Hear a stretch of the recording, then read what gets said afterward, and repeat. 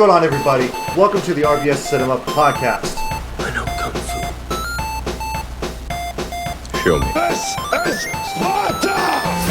I'm thinking I'm back. Why so serious? Avengers! Assemble. I'm Batman. You better lawyer up, asshole. Because I'm not coming back for 30%. I'm coming back for everything. I'll be back. You shall not pass! RBS. Lovely. Welcome, everybody, to a new episode of RBS Cinema. This week's episode, we are talking about War of the Worlds from 2025 of this year.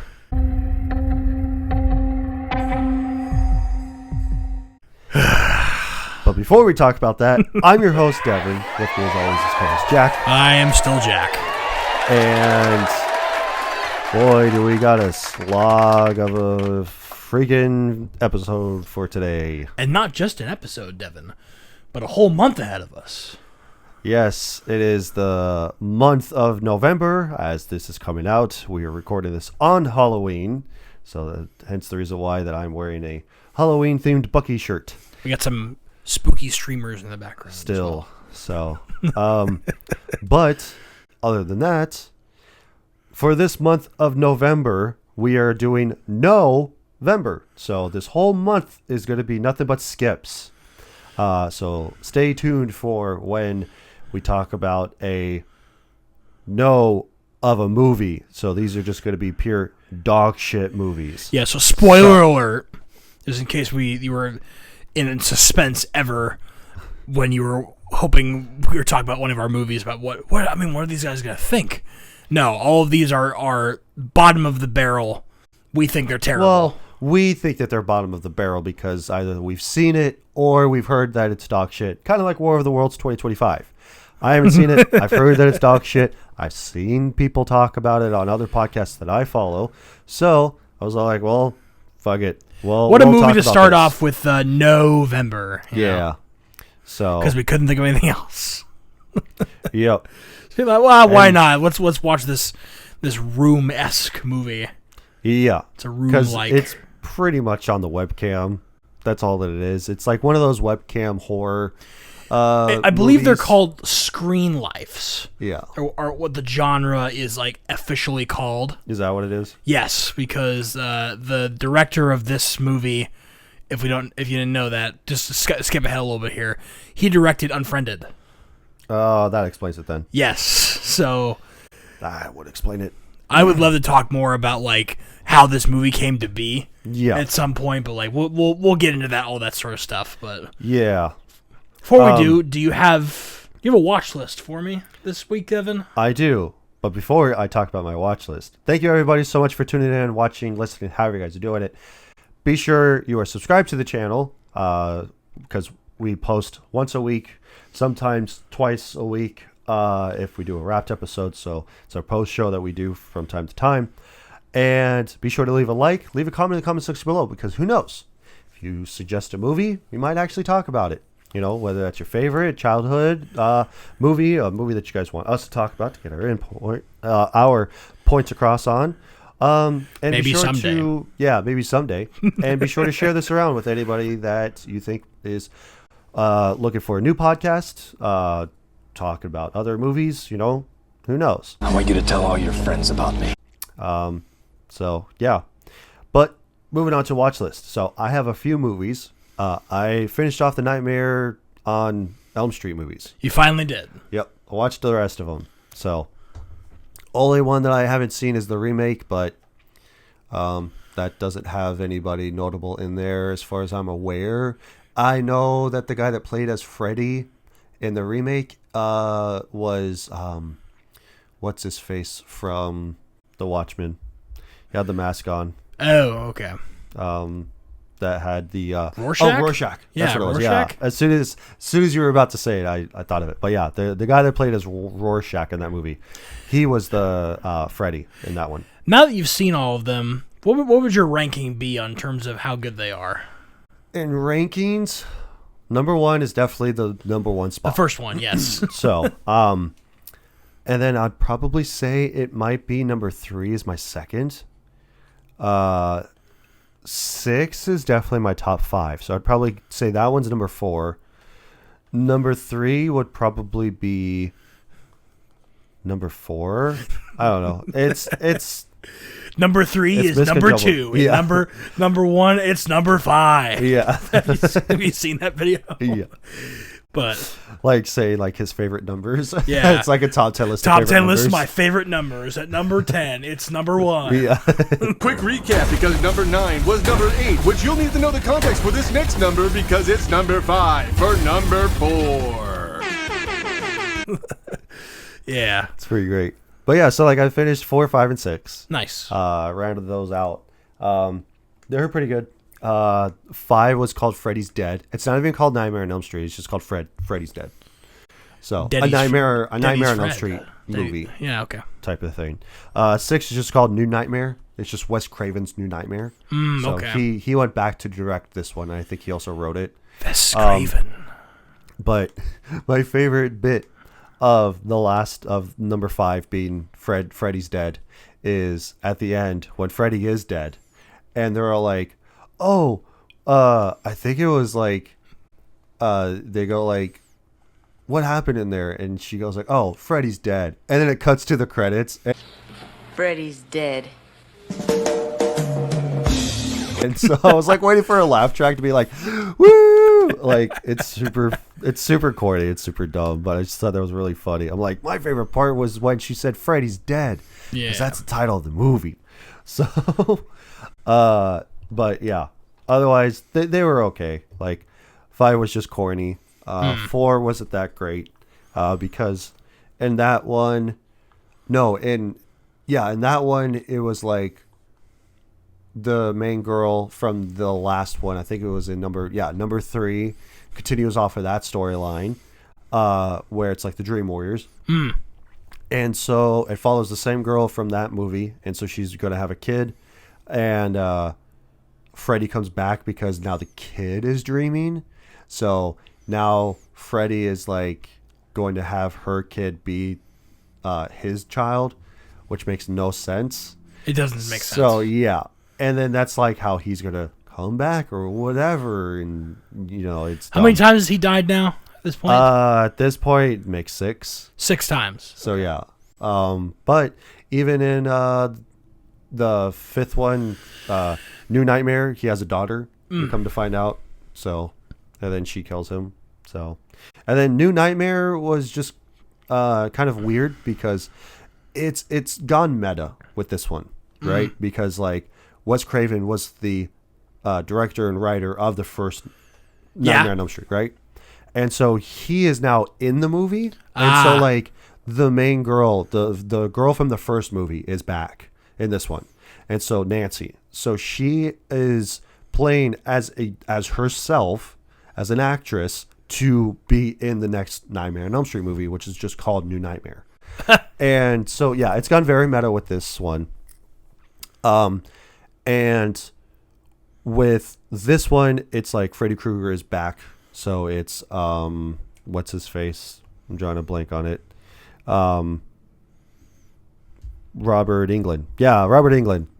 I didn't even pull that up. I pulled that out of my ass. Robert Englund's back, and so like she's on a talk show, and so they're like, "Oh, well, we have a special guest for you." And so it's Robert Englund. He comes out in the whole Freddy makeup and everything, and then so he goes like, "Yeah, Freddy's back, baby." Blah blah blah blah, whatever, and just like everybody's dressed up in Freddy costumes and stuff in the crowd as well. Let's bring him out. He is the best of the bad. Let's say hello to Robert Englund.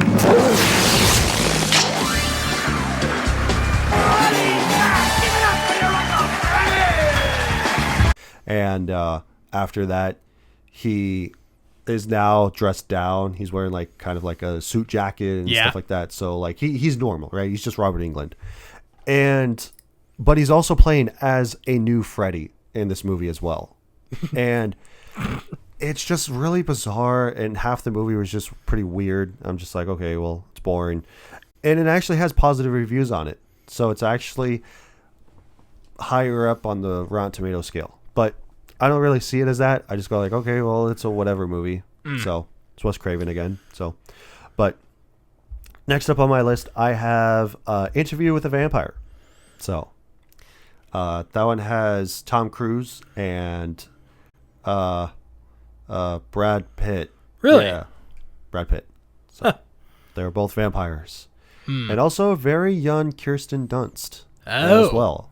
So the whole scope of the movie is that Brad Pitt, he's a vampire. Yeah. Right? The reason why it's called Interview with a Vampire is because that Christian Slater is interviewing him as being a vampire and like how he became a vampire and stuff like that. And he just goes back to where it's just like, okay, well, should I talk to you about when I was born as a human, or should I talk about the night that I died and then I was reborn as the vampire? He goes like, you can start off wherever you want. And so he goes like, okay. So he starts off the story of him, how his family died. He's left with this cottage and stuff like that. It's like the 1800s. And he wants to die. And so he starts like, at one point he gambles at a bar and the guy like says that he's cheating because he's got 4 aces. And he just goes like, okay, well, if you think I'm cheating, then go ahead and kill me. Because he draws a gun on him. And then he just goes, okay, well, you can just kill me now. And he just goes like, you know what, you're fucking weird, dude. I'm getting the hell out of here. So, but yeah, it just goes along with like later that night, he was with a lady of the evening. And they're like walking down the pier or whatever. And so Tom Cruise is there and bites him on the neck. And he just goes, Tom like, Cruise is the vampire. Yeah, Tom Cruise is the vampire that turns him into a vampire. And so he goes like, do you want to live or do you want to die? He just goes like, now that I've come face to face with death, I'd rather live. So he goes, okay, I'm going to reborn you as a vampire. Okay. And it just goes off for those tales of him. Okay. It's the 2.5 hour banger. I mean, I always like a good Brad Pitt movie, so. Yeah, it's pretty good. Last up on my list, I have Good Fortune, which I saw last night with my wife for our anniversary. So.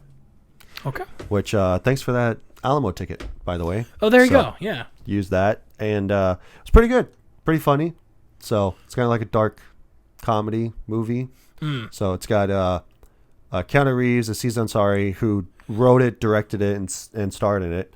And then Seth Rogen was also in it. So it's kind of like a Trading Places type of thing because throughout the course of the movie, Aziz Ansari, the first half of the movie is just him. He's down in the dumps. He's lost his apartment, so he sleeps in his car. He loses his job, so he's got a part-time job, and like he's also doing kind of like what they call, I think it's like a taskmaster or something like that, where basically he's just doing tasks for people. It's kind of like Uber or or like DoorDash or something like that, but instead of doing that, you're just doing tasks. It's like Angie's List. Yeah, so he's just like doing tasks for people, and he gets to the point to where he is about to like basically give up on his life, essentially. Yeah. Not like kill himself, but like he just gives up. And Keanu Reeves is an angel. Oh yeah, I remember. Yeah, I should go see that one. Yeah, it's actually pretty good. I saw like a snippet of a trailer of it where Keanu Reeves is an angel. Yeah, like that sounds funny. His name's Gabriel. Sounds like a Adam Sandler movie. It does, doesn't it? Yeah. Because he's an angel, and there's different angels for different things, right? Yeah. So for him, he's the angel of texting and driving. So he's there to prevent people from like either getting really seriously hurt or dying from texting and driving. That's his whole shtick. Yeah. And so like what he does is that when somebody's getting to that point where they're going to get into a car accident, he just touches their shoulder, and then they wake up. They're like, oh shit. And then they slam on their brakes before they get hit. And so like, he was in charge of following Keke Palmer, who's also in the movie. He was supposed to make sure that she doesn't back into a telephone pole, and that sets off a chain reaction. And so sounds ridiculous. So Keanu Reeves wants to have a bigger role for him to be an angel. He wants to be like Azrael, who's in charge of something, right? To basically show people, hey, like this is what the path that you go down is going to turn into, essentially. Okay. So he's like the guy from he's like the divine. He's Azrael is like the divine, like divine seer, intervention, right? The divine intervention of going like, well, like if you basically go and kill yourself, then this is what would happen. It's like a Wonderful Life. Right. And so like Aziz Ansari and Seth Rogen is like this billionaire type guy, and so they switch places for a time, and it's because that like Aziz Ansari, he's his assistant and stuff like that, and so he eventually gets fired, and but yeah, hilarity ensues. One of my favorite parts in the movie is when Keanu Reeves turns human. Spoilers. And he's eating a burger for the first time, and so Seth Rogen, he calls him a good boy, and he goes like, "I'm a good boy," and he eats the burger. It's a big boy, huh? No, I'm a big boy. So that's one of my favorite parts. That was like my year right there, is him calling himself a good boy. He goes like, "I'm a good boy," and like eats his burger. So I won't give too much away, but that's basically the whole premise of the movie. So that's basically trading places. Cool. Season switches places with Seth Rogen, and so I'll have to watch that whenever it comes out on streaming service and stuff like that. Yeah, it's pretty good. I would definitely say check it out for sure. I'll go over my watch list real quick. It's funny that you mentioned a Keanu Reeves movie because I watched Point Break recently because it's going away on Netflix. It hasn't already gone away today. By the time this comes out, it'll be gone on Netflix. Yeah, by the time it comes out. But I have it on digital and on Steelbook. So I had never seen Point Break before, and the only reason I knew of its existence was because it was referenced in Thor Ragnarok. Yes. Or actually, no. First, it was first Avengers. referenced in Avengers. Yeah. And he goes like, no. Yeah. Because Tony. No hard feelings, Point Break. Yeah. You got a mean swing. That's what it is. Yeah, because they fought. Yeah. Right. And that joke went over my head because I'd never seen Point Break. Yeah. And it probably went over a lot of people's heads because those movies are for children. Yeah. Well, it went over my head because I didn't realize that Point Break was a movie. So I didn't realize that. It probably went over a bunch of people's head. So I finally watched for the first time because I had never seen it. I don't know what it was about. I saw. I did that thing where I preview over the listing of it on Netflix, and I was just like, it shows a quick snippet of like a thing in the film about what kind of like explaining what it's about. Yeah, it shows you a small clip of it. And it's the scene of Keanu and Gary Busey going down the pier, and they're talking about they're looking at the surfers, right? Yeah, is it the no, it's not the hot dog scene.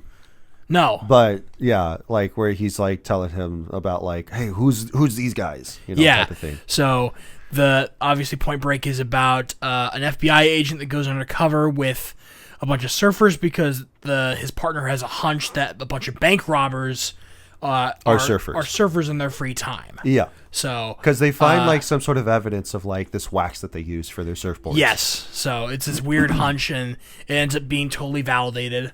And there's a twist that you see coming, but it's still great. Yeah. I really enjoyed it. I really liked Point Break. Oh, yeah. That's why I sought it out to buy it on Steelbook, because I remember that the Steelbook was out, and I bought it at Barnes & Noble one day. I was just like, fuck it. I'm just going to buy it since it's the last one, and I'm right here. So it's a great 90s action film. It's a great 90s joint. It's great.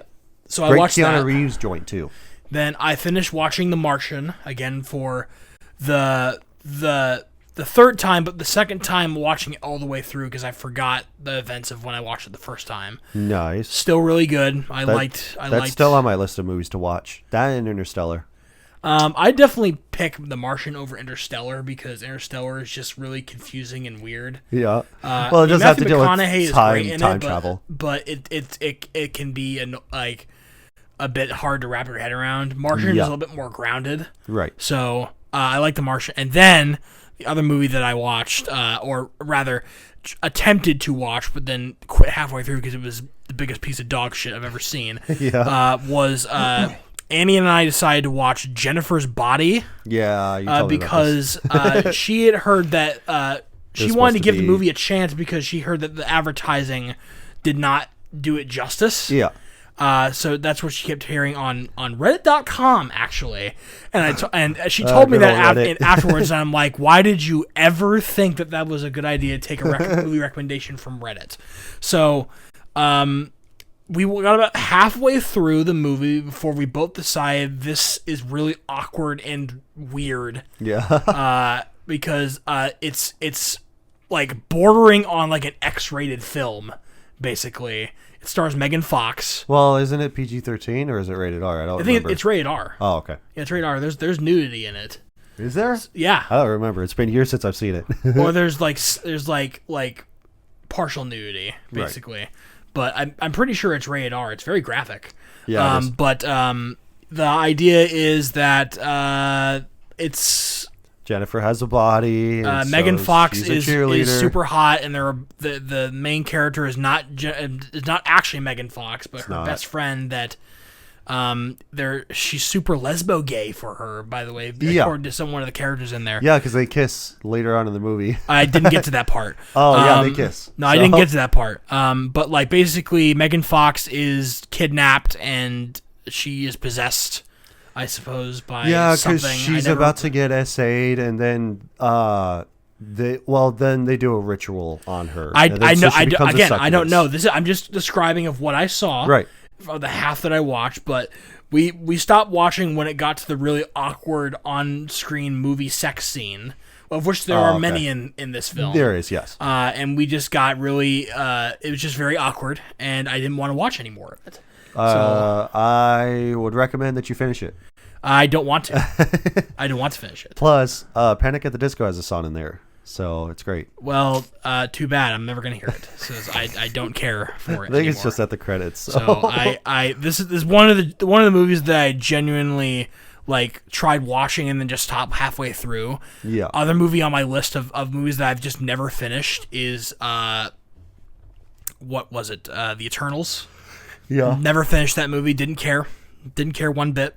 Yeah. There's another movie on there that I like started but never finished. That I just but like those two are the big ones. Just like I just didn't care. By the time I got to the middle of it or near the end of it, I just like, who cares? I'm done. I'm watching this. Because like the Eternals, it doesn't really matter because Icarus flies off and they discover that they're all robots. That's about it. And then like that's the reason why that they're there, and there's like multiple copies of them too. And then they're just like, okay, well, when the Celestials show up, which they eventually will, we'll be ready for them. It's kind of like the Avengers type thing, right? They're supposed to be the next Avengers. It's stupid. And then so they kill the Celestial that basically told them and programmed them to go to Earth and to basically be there. It's kind of like the Silver Surfer with Galactus. Yeah. Where the Silver Surfer goes and says, "Hey, Galactus is coming, so get your shit together and you're they're you're harbingers dead." basically. Right. And because they're supposed to do the Celestial's bidding, essentially, is what it is. Yeah. So. And they kill the Celestial, so half of his head's poking out with his hand raised up too, and like that's the reason why that in Captain America, Brave New World, the only thing that they set up for this is that, hey, all of the world's leaders, like every person on the globe and military, decided to go here to excavate and see what the hell the Celestial body was about. There's like precious minerals, right? And and so like stuff. they discovered adamantium, and so that's going to set up the X-Men for Wolverine and stuff. That's the only thing that they like did that for. Okay, so. I genuinely don't care. But well, yeah, I'm just saying this. No, I for get you. The Just people like- at home that care, right? About Eternals, I'd be surprised. But like, yeah, that Eternals and Jennifer's Body, just two movies that I just said I don't care, and I just turned it off. Plus, like that movie doesn't really work for Jennifer's Body. I'll say it doesn't really work for you as an adult unless you have like one, poor taste in movie stuff, and two, it's like it's a bad movie, but like, oh yeah, like I wouldn't mind watching it. The characters are just insufferable as well. That's a part of the reason why I stopped watching. I don't care about these characters. They're nasty. It's more like a teen adolescent movie. Oh, for sure. So, because I think it was like 2007 that this movie came out. Yes, this came out at the same time that Megan Fox was working on Transformers. Yes, actually, so this was at the height it might have of been her 2009, honestly. Yeah, because it was at the height of her hotness. Because she was working, yeah, for sure. Because she was working on Transformers and then Transformers: Revenge of the Fallen. Right. So, but anyway, that was on my watch list for this week. For ones that I've watched, I plan to. Yeah, 2009 is when it came out. So yeah. I plan to watch. I plan to watch Over the Garden Wall with Annie this week because it finally that's actually really good. It finally arrived on Hulu because it was on Amazon Prime for a little bit, and then they took it off, and now it's on Hulu. It was on Hulu for a while, and then it apparently it got taken off. Well, it's back now. So. Yeah. So, I would definitely recommend watching that because it's actually really good. Yeah. So that will be probably one of the things that I watch on this upcoming week. So nice. And then I watched this movie, and unlike Jennifer's Body, I wish I could turn it off, but I couldn't because I needed to talk about it on this podcast for today. Yeah, I posted that I was watching it in the Currently Watching channel in the Bad Movies Rule Discord, and I had to clarify. Only reason why I watched this is for my podcast. Somebody goes like, "Good, you need a reason to actually watch it." You need a reason. So otherwise, don't waste your time because it's relatively pointless. Yeah, it's. So let's go ahead and get into it then. Yeah. As begrudgingly we're starting to talk about it. So because it's an Amazon Prime movie specifically. Exclusive. and it's 90 minutes, but it is not a 90-minute banger. I was so glad that it was only 90 minutes. I was glad too, but it felt like it was 3 hours long. Fucking hell. It felt like 3 hours because you probably had to stop, pause it just to groan. I found myself doing that a lot, just I had to pause the movie just to take in the sheer amount of stupidity that I'm seeing on the screen. Yeah, and there's times when I laughed out loud about it, but it's because of how stupid parts of it were. The only reason why I laughed as hard as I did. I was also laughing. Yes, I was all like, "What is this fucking movie?" So for those of you that don't know the specific origin of War of the Worlds, right? The specific origin of War of the Worlds is that it was first a radio broadcast because it was a practical joke that they did. It was a production that they did on radio. Well, no, it was a novel. It was a novel back in the early 1900s. Yeah, and then they made it as a... Siri, shut up. But it was a specific radio show though. It was a radio production. That they did a script for and everything. It might have been adapted from. Yeah. That's what I mean. It was adapted from the book onto a radio. So you're saying that the radio show is the first adaptation of the War of the Worlds novel? Yes, because of the fact that they and everybody did not know about this, right? It just came on the radio and everything, and then everybody was freaking out about it, but it was a production, it was a radio production type thing, and then they adapted it onto film eventually when film was actually a thing and everything like that, and then they remade it again with Tom Cruise back in the early 2000s, right? Or was it 1998? Yeah, it was 1998. I'm pretty sure. Okay. Yeah, the original novel was written in 1898 by H.G. Wells. Yeah. Or maybe I was watching a video and maybe no, see, 2005. So, yeah, the Tom Cruise one was back in 1995. 95, okay. Yeah, or not 2005. Sorry, god damn. Sorry, I'm fucking tired of shit today. So you'll have to excuse me. This my brain is not running on all cylinders. This movie has left permanent damage on your processing power. I get you. But I was it's funny because in 1898 War of the Worlds was written by H.G. Wells. Yes. And then in 1994, almost a century later, Amazon came into existence. Yes. And then 20 years after that, we got this film. Right. So here's the specific original thing of going through this, okay? Yeah. So you're right. 1898 is when the novel came out by H.G. Wells. Then in 1938 was the radio drama that Orson Welles did. So they did it for radio. Yes. Before film was ever made. And then in 1953 they made the first film. And then, like I said, they remade it again for 2005, which is by Steven Spielberg. And now we have this one. They are apparently going to make a TV series, it looks like. Or it was in 2019. But I don't know.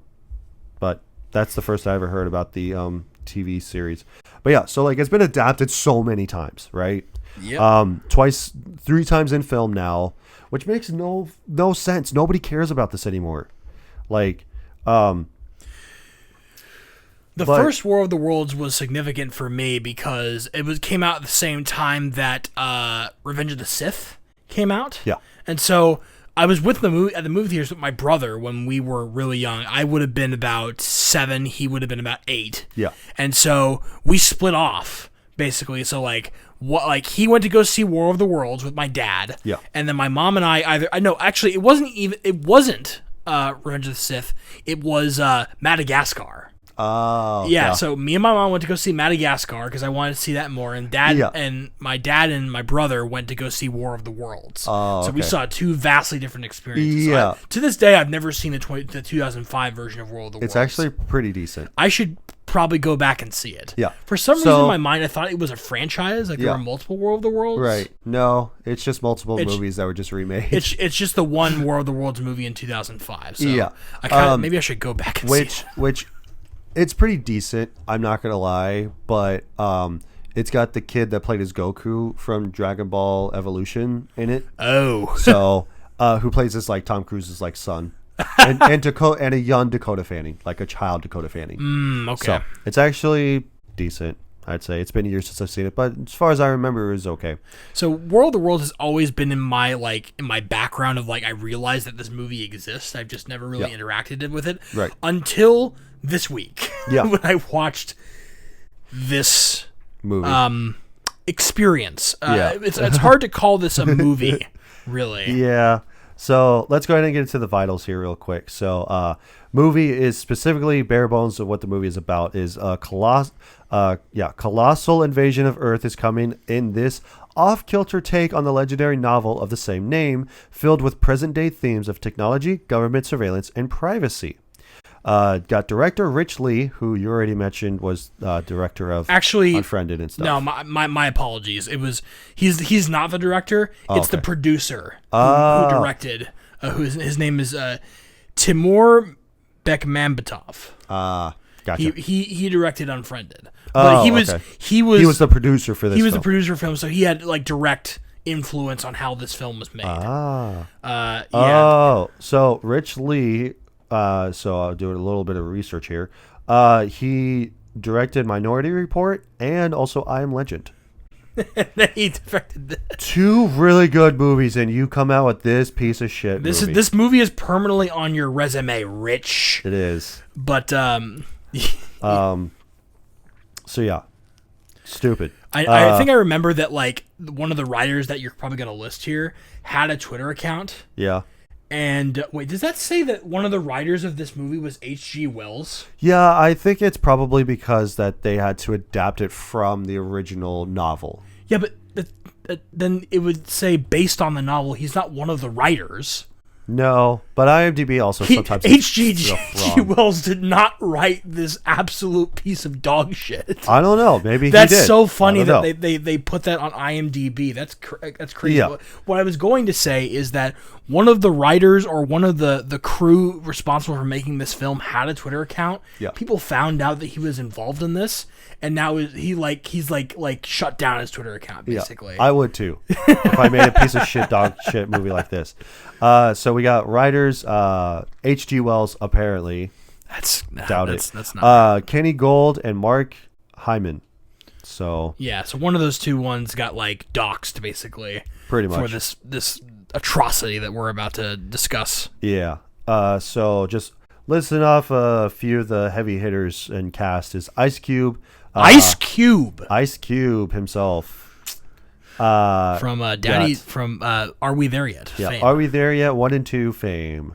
Got Eva Longoria, who's great, top notch. Why is she in this? I don't know. She's the NASA scientist. And then his daughter is Eman Benson is Faith. Henry Hunter Hall, who plays as his son, is David. Devin Bostick is Mark Goodman, who is Faith's soon-to-be husband. Or not soon-to-be husband, just her boyfriend. Soon-to-be baby daddy is what it is. Okay. Right? Yes. Sorry, his picture looked different. He was also the older brother, Roderick, from the Diary of a Wimpy Kid, if you ever really? saw that. Yeah. Are you serious? Yeah. He's been in some other movies, and I was just like, oh, I only know him being Roderick from the Diary of a Wimpy Kid.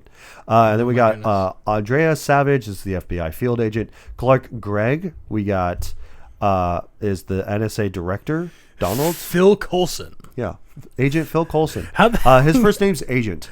Yeah, his first name Agent. We got Nicole Polium, who's the news reporter. I don't know why she's even listed in this.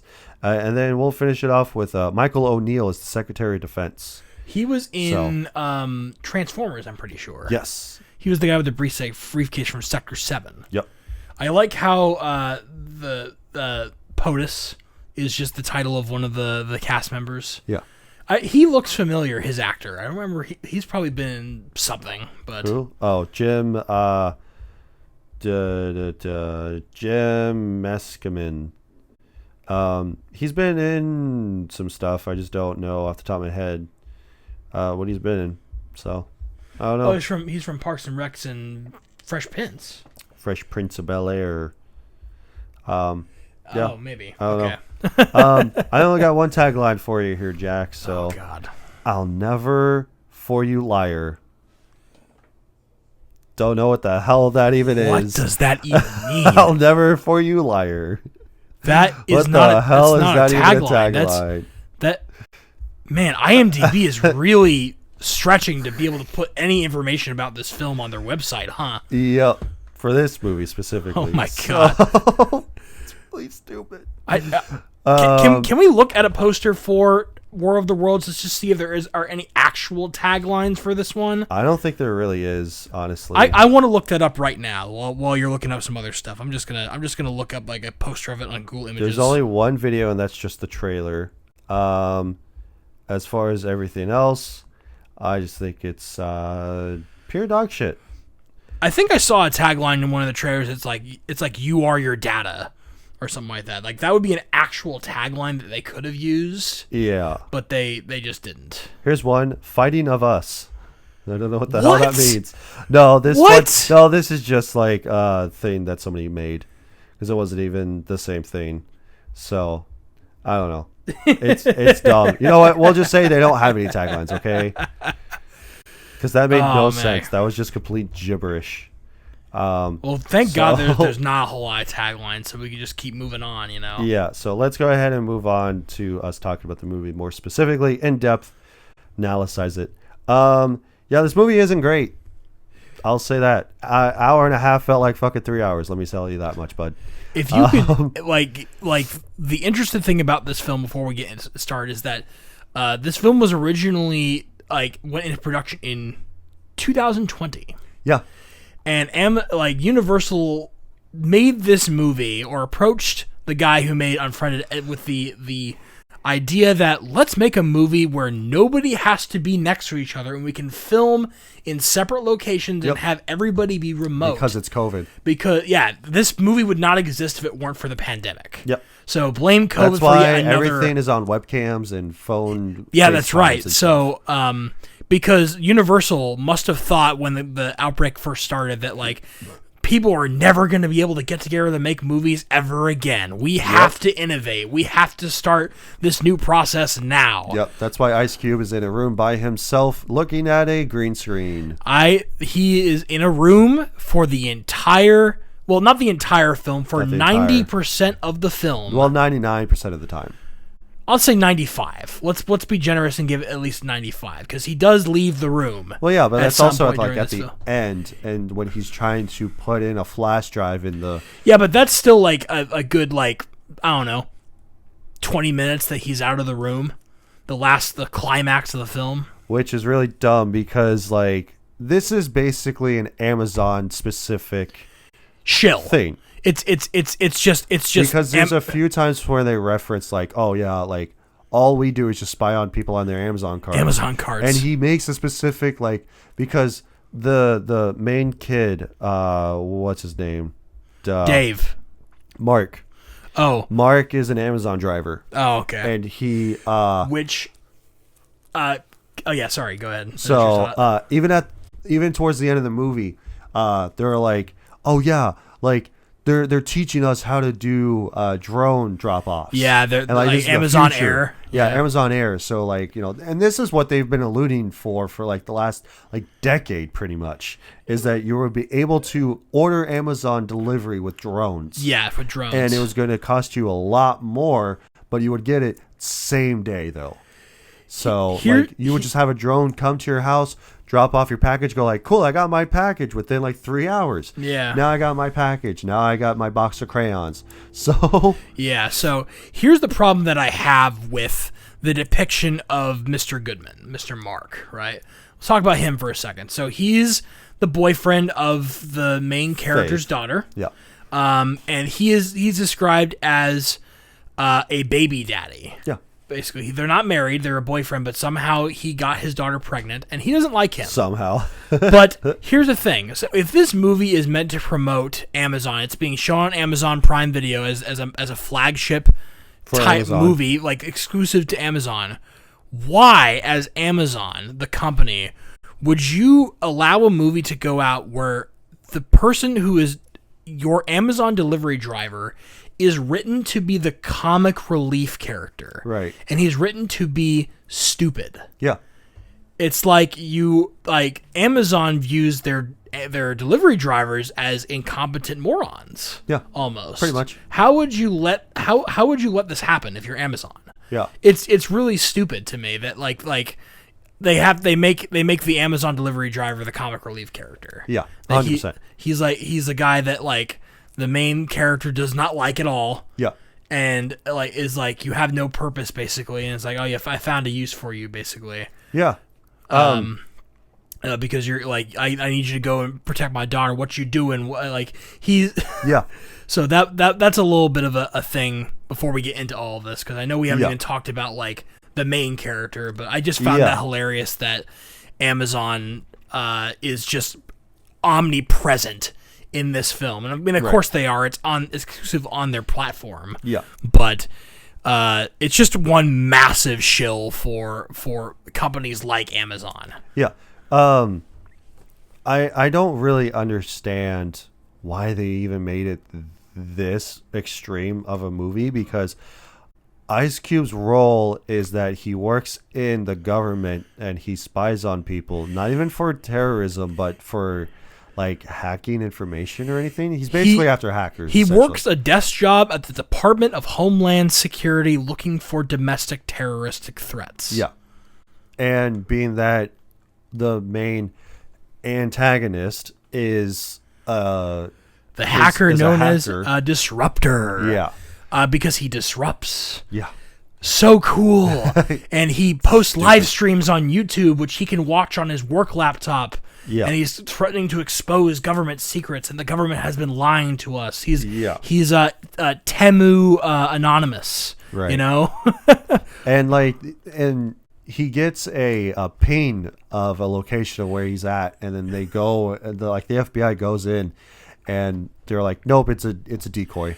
But And I just thought that was really stupid. This whole sequence I'm like, of well, events yeah, where duh, of course it's going to be a decoy. where his superior is asking for a search warrant through Microsoft Teams. Yeah. Are you kidding me? And Right. he just like drags and drops the search warrant into the Teams chat. Right. Like if like It's so to stupid. explain that this entire movie takes place on Ice Cube's screen. It's Yeah. a screen life movie. All it is just him FaceTiming onto the webcam the whole time.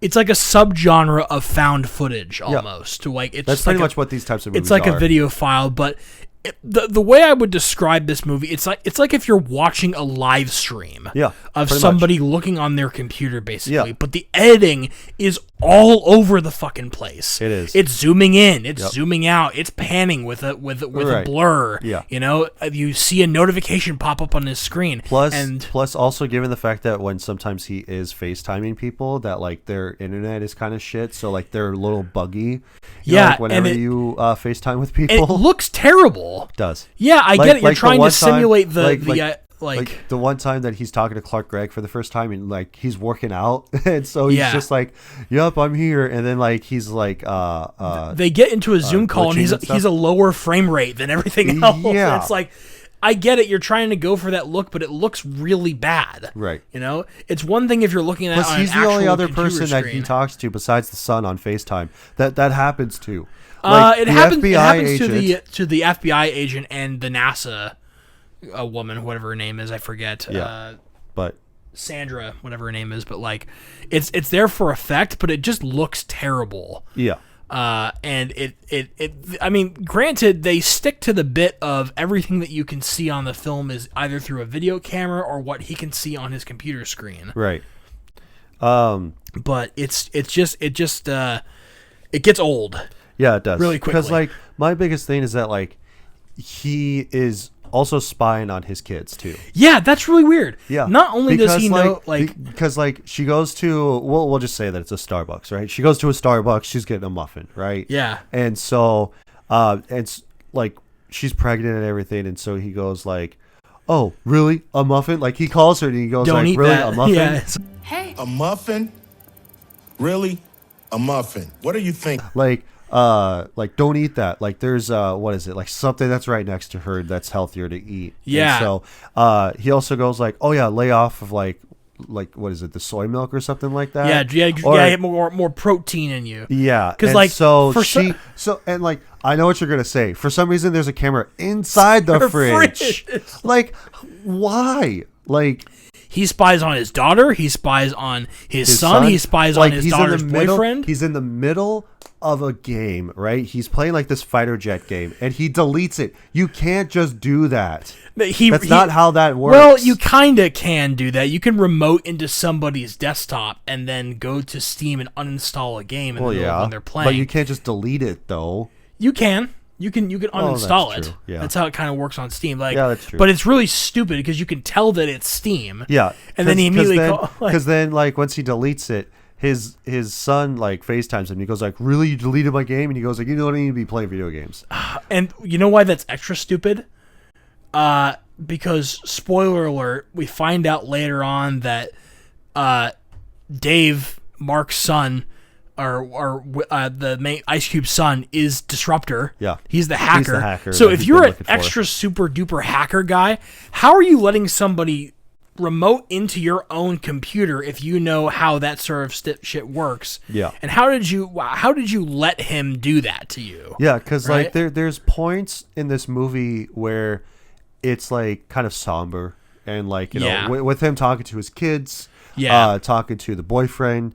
And looking through their text messages and stuff to each other, which is just kind of fucking creepy. Yes. Because they start texting each other because, like, he FaceTimes Mark, the boyfriend, and he goes like, oh, yeah, I can't wait to see you, like, this weekend. And he goes like, why? What's this weekend? He goes like, oh, you know, like the baby shower. And he goes like, nobody told me about any baby shower. And then he sees the text between them of going like, oh, like you told my dad about the baby shower? And he goes like, yeah, I thought that you already told him. He goes like, no, I didn't. So he's just spying on his kids, basically. Yeah. And so, like, then he would go on to Facebook. And I love this because it's so fucking stupid that, like, every year, for 4 years straight, he keeps messaging his wife on Facebook. Of going, who's like, dead, I miss by the you. way. Yeah. Who's been dead for 4 years. He constantly says, I miss you. Once a year. You only text her once a year. And it was like, oh, yeah, this was 1 year ago. This was 2 years ago. Literally, specifically to the day. To the day. That's what's kind of strange to me. And like the from 4 years ago, he has this clip of her voice message saying like, "Hey, don't forget to take like out the trash and like be nice to the kids. Be nice to the kids. I love you." And like that's it. And I'm all like, "Are you fucking kidding me?" Like, yeah, I understand, you know, like it's your wife and everything, but at the same time, it's just like that's the last thing that you heard from your wife. Nothing else. No other pictures. No videos. No nothing. That's the last thing that you heard from your wife, and then she dies. Yeah, like, really? I don't even remember how it was explained that she dies. If it's no, they don't. They don't. It's just Not that she's just they dead. Don't. She's they been don't dead. care. She's been dead for 5 years. Yeah, but here's the thing, and then like has this emotional thing, right? It's just like, oh man, you know, like his wife is dead. You know, like he's trying to like do something, and then all of a sudden, like he gets alerts all over the fucking place of going like, oh, like we got to deal with this shit, and it's like, what the fuck is going on, dude? Can I just say that another thing about this movie that really fucking sucks is that a lot of the footage in this film is just stock footage. Yeah, I was gonna say it's a lot of stock footage. It's especially CNN banners, it's Fox News banners, and it's just stock footage of extreme weather. Yeah, like the military, the going military out. mobilizing. Yep. And you see like stock footage of the DC metro area. Yep. Which, by the way, he has like little like scares and stuff like that says like threat level medium, small, Right. and it's like no breaches detected. Yeah. And it hit it's the same security level on the entirety of the Capitol building, and it goes to a face of a police officer and says the same readout. It's so stupid. It is. It's like no breaches, no risks of security. Like, what did this guy do? Right. At least he's checked off. The police officer is all safe, all good to go. But for some reason, his own daughter, threat level high. Right.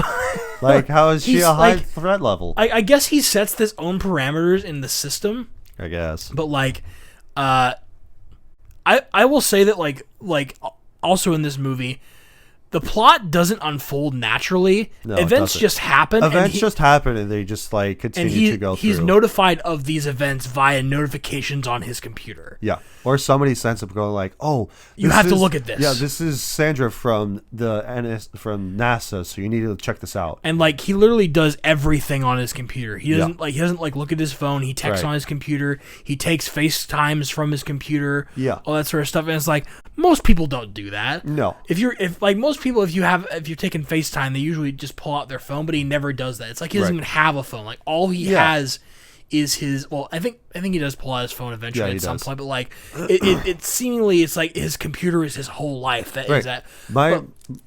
Continue. Sorry. No, but like he's also like looking up stuff on his work computer at the NHS. Yeah, like on Facebook. He's on Facebook. YouTube. He's like texting on his computer. Like, aren't there like protocols? Wouldn't there be certain protocols that prevent you from doing that? Yeah, pretty much. So, but yeah, the thing that is stupid, besides just the whole movie, is the aliens. Yes, because even in the 2005 version of War of the Worlds, like the aliens die because of I think it's the once because. Sorry, I'm trying to get my thoughts together for this. So, essentially, they are this big, huge, like, mechanical beast type they're things, tripods. Right. And so, like, once the aliens come out, they immediately die. Reason being is because that they can't withstand Earth's atmosphere or the air, right? Yeah. So, the air that we're breathing, we can breathe it, but they can't, so then they immediately die. And then they all just go like, well, we can't survive on this planet, so we got to fuck off now. It's kind of like Signs, right? Yeah. Where they land on the planet that's mostly deprived of water, which is their true weakness, and then they all fuck off, right? It's essentially the same thing, only instead of water, it's air. So with this one, the aliens only want our data. That's it. That's the only reason why they have come for your browser history. Yeah. And so like it's really stupid because like I understand of being in the digital age that we're living in. It's like the worst fear that we have of aliens taking over is them going after our data. To some people, that's worse than anything else. Not being enslaved, not being dead, but no, I can't watch my Netflix show on they're my after computer. all of our secrets, our human secrets. And it's what like, are they going to do with this it's anyway? A huge what are they doing with this information? It's a huge tonal shift when they figure this out, that now it's this whole thing about privacy, information security. Right. And it's like, they're little aliens that showed up on Earth. Yeah. Right? They came from, we don't know where they came from. They're a higher intelligent being.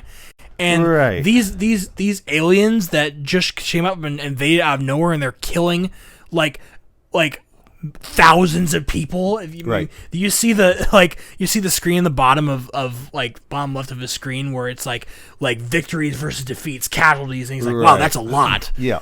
No, the thing they're here for is because they're hungry and they want to eat our personal data, and they do that by sticking their probes into our data centers all around the world, our AI data centers, and they send out these little mouse creatures that eat the data, and then when they eat all the data, the military can't do anything anymore. Yeah. It's so stupid. It is. And planes start falling out of the sky like ragdolls in Gmod. Yeah. Did you see how stupid that one fighter jet like fell out of the? My God. Plus the thing, whenever there is like footage of the aliens, it's horribly CGI'd. It's horrible CGI. Like, it's blurry, and it's like it looks like dumb. Shit. Yeah.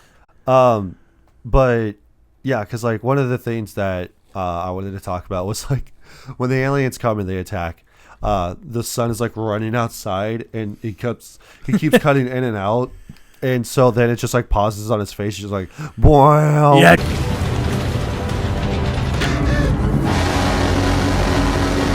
and then like it just cuts out. He goes like, "No, where is he?" And he's Where's my texting son? him. He just Yeah. goes like, "Are you okay? What's going on?" Blah blah blah. And then he sees him moving on the map again. He's like, "Oh, he's fine." Like also that happens with the daughter too. It does. Like she 'Cause runs the outside daughter- and yeah. because and in clear view of the freaking thing. Yeah. And the tripod snipes a helicopter out of the ground, and then Right. she starts running, but all you can see is just the ground shaking in her feet as Right. she's running. And then all of a sudden, now we're seeing just the sky. yeah, because normally Because she dropped her phone. in a found footage film, like I know it's like you're holding a camera, but sometimes they hold it out so you can kind of see what's going happening on. as they're running away. Yeah. But nope, it's there's just the- specifically like this. This is all you're seeing is just this. the budget for this film was an empty bag of Lay's chips, so what it I can understand why they would just even like, half-filled have to bag do with like air. film on a phone and just add some sound effects in. Oh my God. Which the sound effects for the aliens are also really loud and annoying. They are. I had to turn it down at those specific parts just because it was so loud. Like It's ridiculous So of how it- loud they were. But yeah, and then the whole thing that she gets a piece of rebar in her leg, and so like She can't, and like he's able to track her heart rate. Yeah. On like from her phone, it's like that's not how that works. He tries Your calling heart rate- 911 on and his then laptop. and then of course like they're all like busy doing other shit, Yeah. right? Because the aliens are fucking here. Like they ain't got nothing better to do. And this whole time he's emoting while he's on the fucking face cam, like, damn, Yeah. shit, right. You're just I like, can't do "Damn." nothing. Especially like when he finds out that his son is Run, get out of there. Yeah. Get away from that. Okay? Stay clear of that stuff. Honey, get out of there. Go. Run. Especially when he finds out that his son is the hacker and the It's son- you? Yeah, he's like, it was you. It's My you, own man?" son is My hacking the own government. son. It's you. It's you. Yeah. Well, yes, kind of. How could you, Yeah. man? My own son is hacking the government. It's so stupid. It's just like that's- my own son is hacking the government. It was you, man. Like what the hell? it's this is why I say that this movie is a room because every scene is a meme. And especially when he tries to leave, like he can't. He goes like, "Man, I'm stuck in The here." building's He's, on like, lockdown trying to- because we're on DEFCON 1. And Yeah. it's like, Damn it. Lockdown. He's like, "I can't get out of the room." that's got to be the worst thing I've ever heard in my entire life. Is like, why would you ever lock down a building? Yeah. Especially in Plus, Washington. is he the only one that's in that whole building anyway? Yeah, there's It seems nobody like else. He's the only in one there. the only else in this office. Also, he has an easy button. Yeah. He's like, bam, that was easy. That was And he easy. goes like, I got you. I got you. I got Hold you, on. Hit me bam. again. Hit me again. That Bam, was easy. that was easy. That was easy. Bam! That was easy. He goes like, damn right. Damn right. One more time. That was easy. Bam! That was easy. Damn yeah, right.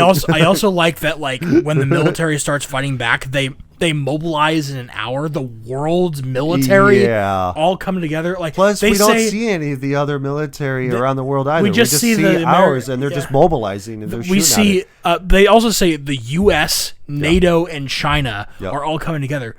The U.S. is part of NATO. it. Right. Would you Like- like to also know something else that's dumb about this movie? This movie is supposed to take place between the hours of 9 a.m. and 3. Yeah. If you can, if you actually 6 pay hours. attention to the time clock on the bottom of the computer, I wasn't, but it's wrong. Yeah, it's every time. wildly inconsistent. It's the movie starts at like 9 and it ends at 10. what the fuck? So like At 10 13 hours. It's like the unpaid interns who are editing the graphics for this film just didn't give a fuck. No. About, and he was like, then nobody's gonna see this, you know? Right. So Oh, but yeah, the whole thing with the daughter having the rebar in the leg is that he gets a Tesla, and he Oh goes my like God, he hacks the Tesla. And I'm like, I don't think that's don't how worry, that would work. I got you. Right, and then also like later on, when she's driving, or rather he's driving the Tesla, I'm like that's not how this works. For one, it's on autopilot, Right, yeah, it's on and- autopilot. But two, it's gonna die. Like it's running out so of batteries, so that he turns Hacks into everything it, off. and he turns on battery saving mode. Right, and so it turns off everything. But And so before he now, does that, now it's- instead of her being able to drive for only like a mile because it's gonna die, now all of a sudden it's up to like she could drive for 13 miles because it's on low power mode. Yeah. And I'm all like, I don't know if that's specifically how that Teslas works. work. I don't know. I'm But- not an Elon Musk super fan. So Yeah, wouldn't I know. also have never driven a Tesla, so I don't give a shit. But but like when she doesn't even go to a hospital, she goes to like a building. like a DHS like field like Doesn't she just like go back to her work or something like that? No, Is that what like it was? like she goes to like a training facility Right. basically for and, the and DHS. then he also FaceTimes Mark, the Amazon driver, to go to her location. He specifically broadcasts himself through his Amazon truck speakers. Yeah. It's really dumb. And I don't even think that's how that works either, because I don't think Amazon Drive like trucks have speakers in them like that. I don't know. He just goes like, "Oh, what? Where are you?" And he just goes like, "Are you God?" Basically. Two more things about the Tesla thing. He also remotely turns on the AC from his computer. Right. Like he clicks a button and the AC just turns on. Like that's gonna help. Also, autopiloting a Tesla. You're in the middle of a ruined city. Yeah. Aliens are destroying shit left and right, killing a fuck ton There's of people. debris all over the road. How did that Tesla make it to that place unscathed and without running into any sort of debris blocking the road? And also not saying like, "Oh, there's an obstacle ahead," like Yeah. or anything. But The characters in this movie have insane plot armor. Yeah, and also given the fact that like once Mark actually goes to her and like she goes like, "Oh, I'm gonna take this out," he goes like, "Don't do that. Like you're gonna be fine." And so I'll like, call you back. And it's all like 5 minutes later, she's on FaceTime again, and she goes like, "Oh, I took it out," and he goes like, "Why the fuck would you do that?" And Mark just goes like, "Hey, you need to get a tourniquet for her leg." Or you need to apply pressure to her leg so that way it stops the bleeding or it slows down the bleeding. And so he takes out his tape gun and he goes like, "I don't think that's gonna work." And he goes like, "Don't worry about this. I got this." And he like fucking tapes her leg up and he goes like, "I got it." It stops shows the her bleeding. her heart rate going down because like Ice Cube is And that's hacking not how her that works. into her That's Apple not how Watch, heart rates like- work. It takes Yeah. a few minutes for it to actually and also start going back down. you're not going to be able to stop a wound, but with packing tape. Right. Okay, you need and gauze. that's the shitty amount of packing tape. Yes, too. That's the kind of shit that doesn't even stick to. We anything. both work in a distribution center. We've Yep. seen shitty packing tape. Yep.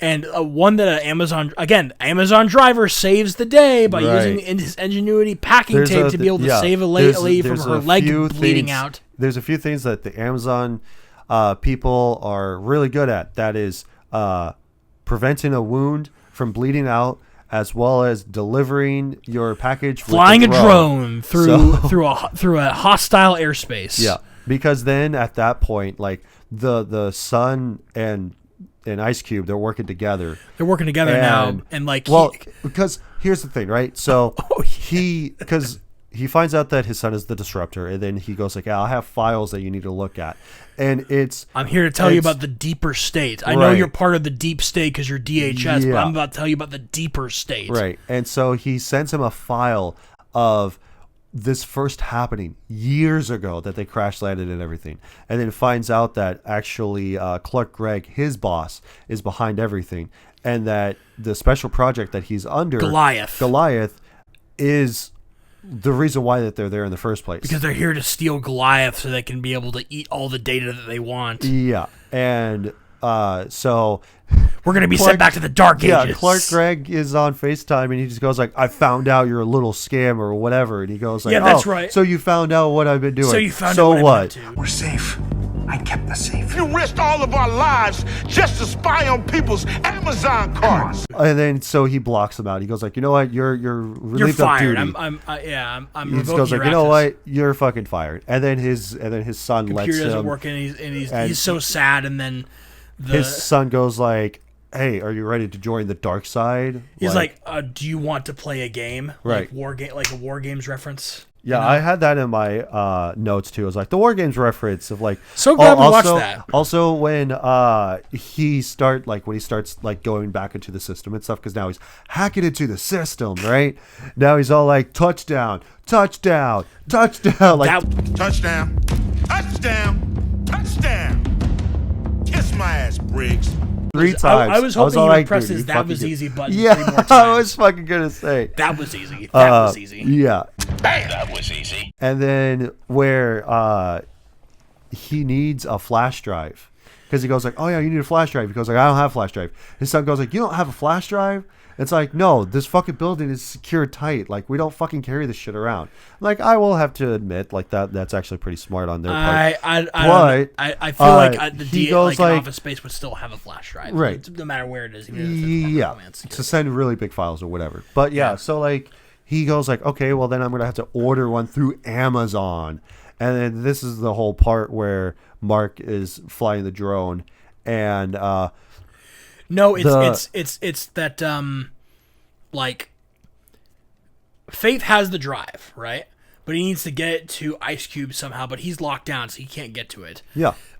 Dave sends her the fucking rabbit virus or whatever, and she downloads it onto the flash drive, and then she gives it to Dave or Mark or whatever his name is, the Amazon drone technician. But he said that he can't deliver it unless he puts in an order. Oh yeah, so he has to buy a flash drive anyway. So I think it was really stupid. Yeah. So then he just like that's how he delivers it. So and like the end of the world is happening, and you still are able to make an Amazon delivery on your Amazon account. Before we get to that, it's even funnier that like he gets like. Ice Cube gets on a Zoom call with his son, and then his hacker friends that all have like stock image user profiles of like a guy with a hood behind a computer, and they all have voice changers and stuff like that. Right. And then eventually they get attacked by the aliens, and then their face cams get exposed, and then they get blown up, and it's the worst stock explosion. It is like visual effect you've ever seen. Because then also his son like is at the house. They got like lame names like Starfire and Thelma and Louise and like Hacker Man or whatever, like whatever. Code Junkie. It's it doesn't matter. It's so stupid. Yeah, I just found it really dumb because then like they go after the house, and then his son makes it appear that the house got blown up, but then he just goes like, no, I'm actually at my friend's house. He goes like, well, then why couldn't you have your friend fucking his house get exploded? My house got blown up, man. Yeah, he goes like, I don't have alien insurance. Like, the fuck is this? But yeah, so they deliver the drone, and so his daughter now has his credentials to do all this bunch of stuff, and so she's able to take control of the UAV drone, or not the UAV drone, but like the attack drone, right? Yeah, and like so the Predator drone. He's so his son is able to like control it, so that way he can fire off missiles at the aliens that are trying to shoot down the drone. But even before that, he's flying the Amazon drone, right? And it falls down. Yeah, it falls down. And it gets turned upside down. Overpass. And then there's a homeless guy. There's a homeless guy there. And so they're like, oh, hack his phone and try to text him. And so she goes like, sir, do you see that? How do you know that he has a phone? He goes like, everybody has a phone. Everybody's got a phone. I'm like, most homeless people don't have phones. So because they can't afford to live in an apartment or to get a hotel room. What makes you think that they can afford to freaking have a cellular phone and have a cellular plan that allows them to use data and stuff like that? So like, sir, do you see that drone over there on the ground? He's just like, they're all over the place. Which again is reasonable. You don't want to like get from under cover. There's a bunch of alien tripods that have laser beams out there. Yeah. So makes really loud noises. So how would you expect them to be able to coax this man out from hiding to be able to help them lift the drone or flip it over so they can continue their plan? Yeah. They give him a $1,000 Amazon gift card. He goes like, oh, like something about the government or something like that. Because I know that they originally were talking about like, oh no, they were saying that we'll give you like a free phone plan for a year or something like that. And he goes like, why? So that way the government can track me? Like, oh yeah, it's free internet for a year. Yeah. He goes like, why? So that way the government can track me that way? Fuck that. And then he goes like, Mark goes like, give him a free $1,000 Amazon gift card. Amazon again saves the day. Right. And he goes like, okay. So he runs out. He comes back and he runs back over to it. He throws it. The entire climax of the plot of this movie revolves around the fact that like a homeless man is given $1,000 Amazon gift card. And then that allows. Oh, by the way, I think they killed that homeless man. By the way, no, he didn't. No. It's implied that because like when the drone takes off, there's a laser beam that just misses the drone. Yeah, it's to the left side, and that's where the homeless man was standing. Yeah. So I'd like to think that he died for $1,000 Amazon gift card. Well, I mean, pretty much.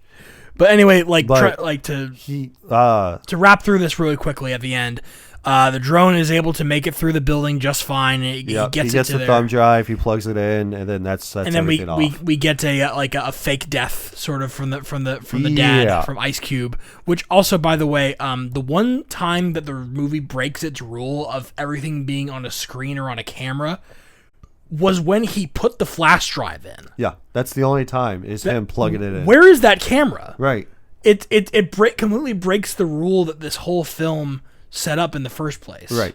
And it shuts everything down, and then the aliens leave, and then it's just like we're led to believe that he died because he had this email set up to where he was going to send it to his kids. Like, I'm sorry I was such a bad dad. I'm sorry that I wasn't really there for you. I'm sorry about all this bunch of shit. These aliens being here made me realize something about myself, and it's that I got to let you kids grow. Right. And I was being too overbearing by spying on you inside your fridge and uninstalling your Steam video game. And looking at your heart rate monitor that you maybe I went a little bit too far in some places, but I've changed now. Yeah. I gotta let you guys be you. And so if you guys are reading this, that means I'm dead. Right. But then come to find out that he's on FaceTime with the Secretary of Defense. And he just goes like, hey, I want to hire you on for this new project, blah, blah. And he goes like, nope, I don't think so. I'm going to be a hacker now. And I'm done with looking at people's his Amazon gift, his Amazon carts. Using your powers to be able to look at people's Amazon carts. And it's risked all of our lives just to spy on people's Amazon carts. He just goes like, what? So he just like ends the call. And then we get the montage of pictures of him being at the baby shower. Which Facebook is now back, by the way. Yeah. Because he was really sad and distressed. Yeah, that, because his he lost all of his stuff on Facebook because he's like, data. No, not the Facebook photos. Right. Oh God, not of my wife. Not my sad yearly text to my dead wife. That didn't go through because it's so sad. And especially when he tries to listen to it for the last time and it just like warps. That's not it's a how dead battery draining out of something. I love you so much. That's not how that works. That's not how it works. It's not sad. It's stupid. Yeah. It was you, man. How could you do this? It's you. It's you. Yeah. Well, yes, kind of. How could you, man? And then we get the final shot of all of them wearing the stupid daddy shirts. shark and the baby shark shirts that Mark made because he was so excited about the baby shower, being a dad. Yeah. And the movie ends. Yep. And that's the end of War of the Worlds. This is the War of the Worlds, said by the POTUS. And what War on worlds? my sanity with this movie. What worlds? Worlds plural? Yeah. There's only one world. Right. We don't even know what world that they came from. Well, I mean, it's just called War of the Worlds. How could you call this a War of the Worlds? I don't know. Well, they even reference it, too, because he just goes, I think it was like the Secretary of Defense or something like that. Somebody mentions that, it's the War of the Worlds. No, it's the POTUS. It's like, I hereby commence this War of the Worlds. And it's like, I think it's supposed to be like their world versus our world. I think that's what it is. War of the Worlds, colliding. War of the two worlds. War of the bullshit. War of the Worlds makes it sound like there's more than one world. Yeah. But more than two worlds, I mean. Right. Plural. Yeah. But okay, I'm running out of things to rant and rave about. This movie is dumb. Okay, now let's see if this is a rent, buy, or a skip. Let's see. The suspense is killing me. This is the point where we give our consensus on this being a rent, buy, or skip. So is it it's an alright movie, or is it a fuck yeah type of movie where it's the best of the best of the best, sir, with honors? Or is it a piece of shit, dog shit movie? I'll go first. For me, it is a piece of dog shit movie, so it's a skip. It's the biggest piece of dog shit. Reason being is that the acting's not great. It's just a bunch of people being in separate rooms. It's only from their perspectives, mostly Ice Cube's. The only time that we see an emotional thing is when he's having a crash out with his kids, of going like, oh yeah, they don't like me, and so now I'm sad about it. Now I'm gonna text my dead wife, and because she's dead, and now I'm sad, and oh shit, NASA's on my screen. Fuck. Okay, now I gotta fucking figure this shit out. It was just fucking flip flopping and everything. So it was there's a bunch of dog shit. Also, this is just a vehicle for Amazon, so that's about it. What says you, Jack? It is also a skip for me. It's the biggest piece of dog shit. If you can take away any sort of critical analysis of this movie, it's really stupid and it's fun to watch with friends. I would say. Yeah. It's like one of those good bad movies. I will say. Right. Like there is at least some entertainment value because of how stupid it is. But looking through it through any sort of critical lens, it is just a humongous shill for Amazon as a whole. Yep.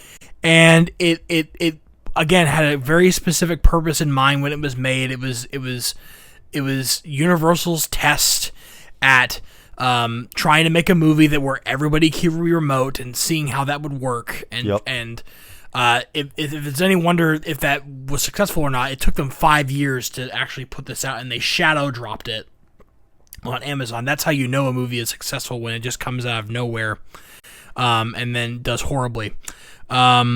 It's really ridiculous. It's really absurd. A lot of things in there, just like it. The characters have just insane plot armor. You never worry that one of the characters is going to die because they're necessary for the plot to be able to advance. Yeah. So there's never any tension. It's just the equivalent of somebody else watching a movie.